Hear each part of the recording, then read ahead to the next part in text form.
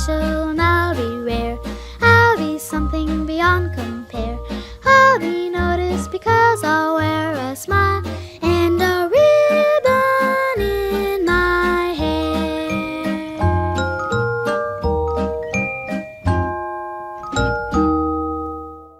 Over the past few weeks, I've been reviewing each episode of It, Welcome to Derry, and it's been a dizzying rollercoaster of highs and lows.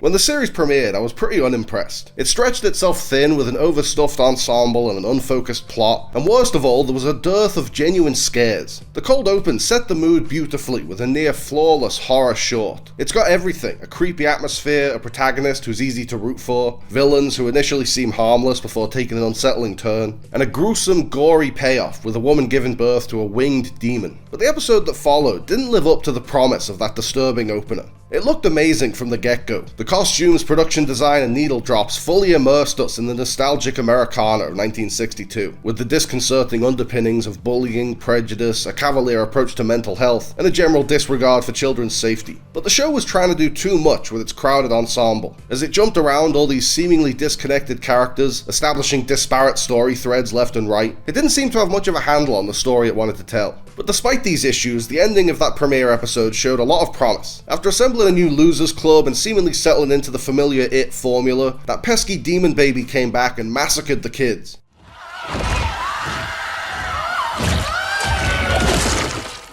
This was a shocking way to end the first episode, and it told us we didn't know what to expect from the series going forward.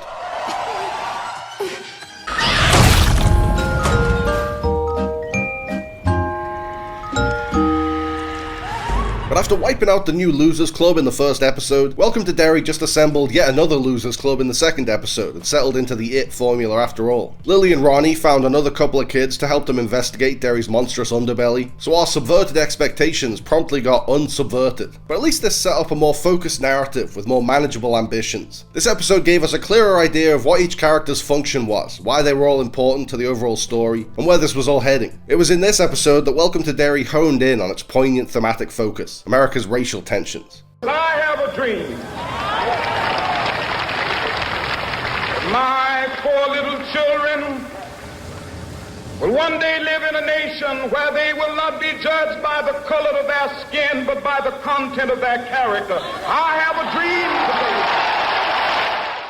The second episode of Welcome to Derry looks at the titular town through the Hanlon family's eyes. The Hanlons have only just moved to Derry, so they have an outsider's perspective of this strange, monster-infested town. But they also have an outsider's perspective of their predominantly white suburban neighborhood. As a black family in 1962, they're the perfect emotional focal point to explore this tumultuous, transformative time in the United States. The civil rights movement is starting to take off, and President Kennedy is advocating for racial equality, but there's still a long, long way to go. The soundtrack even touched on this theme. With all the period-accurate music, it almost played like the Goodfellas soundtrack. Every song choice, from Percy Faith's theme from A Summer Place to Mario Lanza's recording of You'll Never Walk Alone, imbibed the period setting and created an unnerving juxtaposition with the horrors on screen. But it wasn't just about capturing a certain time in history. There were a lot of black artists featured in the show, like Frankie Lyman and Dee Dee Sharp, subtly tying into this exploration of race relations in civil rights era, JFK era America. I would like to take this opportunity to express my fondness for Duff beer. I'd also like to express my fondness for that particular beer. A man never drank a Duff in his life. But Welcome to Derry was still struggling to deliver genuine frights. It shared the same problem as the movies. CGI effects ruined a lot of the scares. It wasn't even bad CGI, it was great CGI, but it didn't hit as hard as practical effects because you could tell it wasn't real. The reveal of the monster baby in the opening sequence completely deflated the tension that the scene built up so masterfully, because it looked so fake and cartoonish. It looked like something out of a Resident Evil game. The lampshade made of human faces was a terrifying sight, until the mouth started to move when it just became goofy.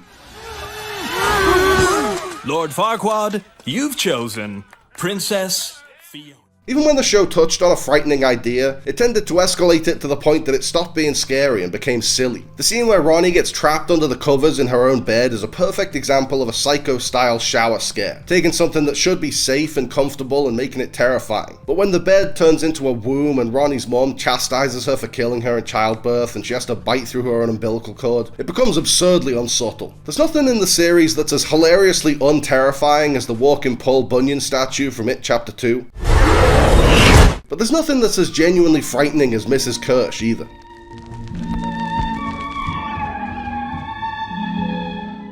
But while I didn't think Welcome to Derry worked as a horror show, I thought it worked beautifully as a straightforward drama. Set pieces like the pickle monster attack in the supermarket and the Scooby-Doo ghost chase in the cemetery fell flat, but I found myself getting swept up in Lily and Ronnie's search for the truth, and the Hanlons' struggle to assimilate into their bizarre new town. Dick Halloran's dinner with the Hanlons was a great little scene that exemplified what this show could do that the movies couldn't. Slow down for more character-driven, less horror-centric moments. I'd rather watch a horror show with compelling characters and very few genuine scares than a horror show with plenty of scares but painfully one-dimensional characters. As the series went on and we dug deeper into these characters, Welcome to Derry unearthed its true strength, weaving the horrors of the real world into its fictional ghost story. We see kids in a classroom watching an instructional video on what to do in the event of a nuclear strike, like it's the most normal, mundane thing in the world. Charlotte mentions that before she moved to Derry, she fought for the rights of black suspects who were forced to give false confessions for crimes they didn't commit. The period costumes and old-timey production design planted us in the historical setting, but scenes like these went a step further to capture the fraught political climate of the early 60s. The fourth episode in particular masterfully drew parallels between the horrors of It and the horrors of racism. Leroy and Charlotte have to deal with threats of violence long before Pennywise comes into their lives. Charlotte faces backlash for providing a wrongfully accused black man with legal advice. When Will tells Leroy he saw a ghost outside the house, he assumes it's a disgruntled local racist stalking the family. It doesn't even cross his mind that it could be a demon clown, because he has real monsters to worry about. The fact that the characters of color, Rose, Halloran, the Hanlons, are the only adults who seem to be taking the threat of Pennywise seriously speaks volumes about Welcome to Derry's poignant social message. It ties into the show's racial commentary, contrasting its ghost story with the then ongoing civil rights movement. It reflects the 20th century fight against inequality by showing that only the people who are personally affected by the horror understand the seriousness of it. Welcome to Derry had a lot of elaborate VFX-laden horror set pieces, but the scariest thing that happened in the show had nothing to do with Pennywise. The only time I felt genuinely scared throughout this first season was when that all-white vigilante squad heard that Air Force soldiers were harboring fugitive Hank Grogan at the Black Spot, the local speakeasy outside the base catering to a mostly black clientele, and they descended on the bar, armed to the teeth, wearing Purge-style murder masks. The ghosts and specters and demons are all make-believe, and the cartoonish CGI effects hammer that home, but white supremacist mobs are unfortunately very real. That's the true horror of It Welcome to Derry. The clown is a pest, but the real monster lurking in Derry is bigotry, and it doesn't vanish for 27 years at a time.